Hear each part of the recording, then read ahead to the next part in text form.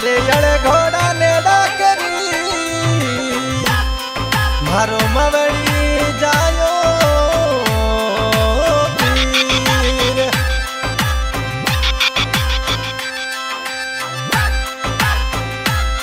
हर मनो रसगरी याद अड़ली गनिया में रंगे रसिया। हर मनो रसगरी याद अड़ली गनिया में रंगे रसिया। सिसोदी राजा पतंगियों उड़ावे रंग रसिया। सिसोदी राजा पतंगियों उड़ावे रंग रसिया।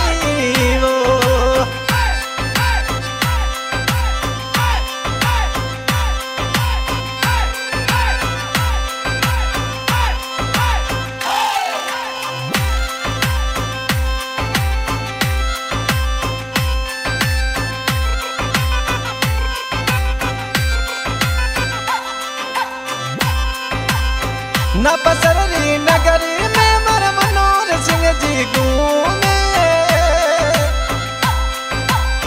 न पसररी नगरी में मर सिसोदिया राजा घूमे। थोरोड़ी रे याद अड़ली सतावे रंग रसिया। थोरोड़ी मन याद अड़ली सतावे रंग रसिया। वो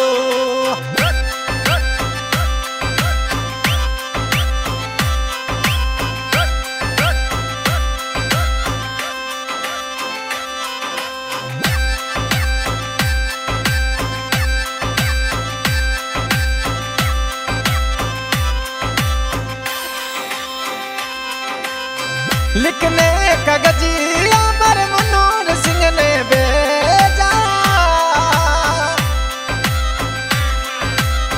लिखने कागजिया सिसोदी राजा ने भेजा। सवड़ी सुरतियां दिले लेगी रंग रसिया। उजड़ी बची सी दिले लेगी रंग रसिया। वो अरे हरिये पतंग रो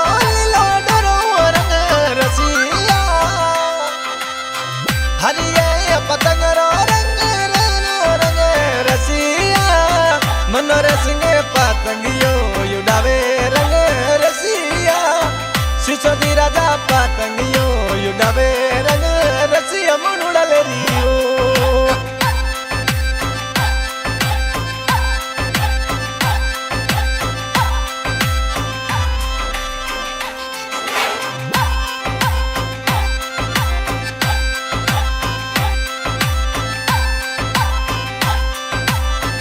शेर बीकानेर मन से लेकर आओ।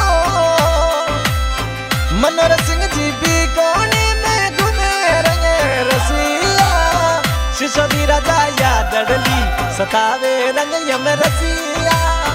थोरोड़ी मोनो याद अड़ली सतावे रंग रसिया।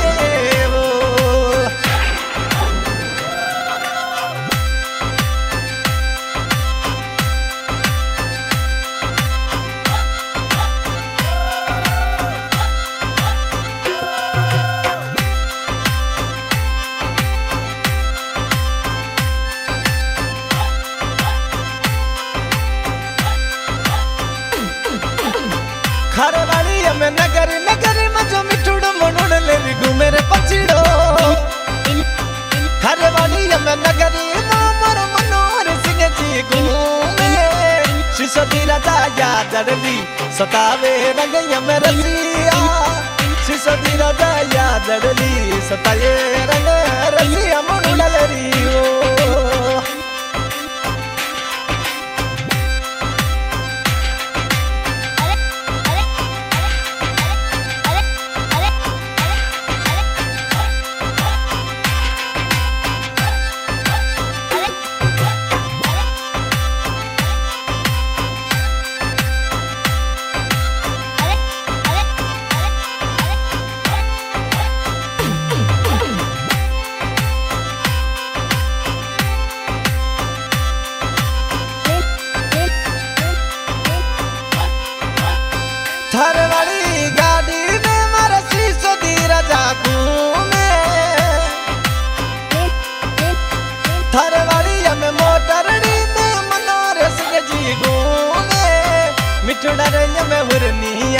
लगावे रंग रसिया मिठुड़ा हमें हुरनिया लगावे रंग रसिया वो हरिये पतंग रोली लो डोरो रंग रसिया हरिये पतंग रोली लो डोरो रंग रसिया मनोर सिंह पतंगियो उड़ावे रंग रसिया मनोर सिंह पतंगियो उड़ावे रंग रसिया मनुड़ा ले रियो।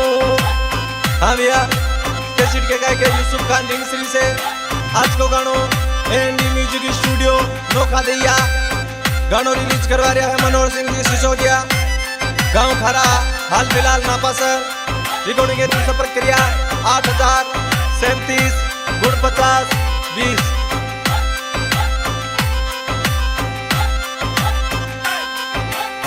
मिठड़ी बोली रा मोरा मनोहर सिंह कई जमणो